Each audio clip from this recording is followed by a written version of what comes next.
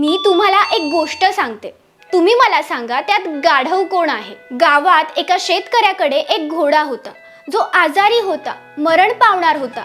म्हणून त्या शेतकऱ्याने तो घोडा गावातल्याच एका माणसाला 500 रुपयात विकून टाकला। त्या माणसाने काय केलं, गावात 50-50 रुपयाची लॉटरी लावली। सांगितलं की जो कोणी लॉटरी जिंकलं घोडा त्याचा। गावात काहीतरी 1000-1500 लोक होती, त्यातील 1000 लोकांनी लॉटरीचं तिकीट घेतलं 50 रुपयाचं। म्हणजे बघा या माणसाने किती कमावले, 50,000 रुपये। आणि जेव्हा ही लॉटरीचा रिझल्ट आला, गावातला एक मनुष्य लॉटरी जिंकला, तेव्हा या माणसाने त्या लॉटरी जिंकणाऱ्याला सांगितलं की अरे हा घोडा तर आजारी आहे, मरण पावणार आहे, तू एक काम कर, तू ना हे 2000 रुपये घे। आणि त्याला काय 50 रुपयाच्या बदल्यात 2000 रुपये मिळत होते, म्हणून त्याने ते पैसे घेतले आणि तो खुश झाला। मग आता तुम्ही मला सांगा, तुम्ही सगळे ड्रीम 11 वर टीम बनवताय रोहित शर्माची लंबरगिनी मिळवण्यासाठी, मग सांगा गाढव कोण आहे।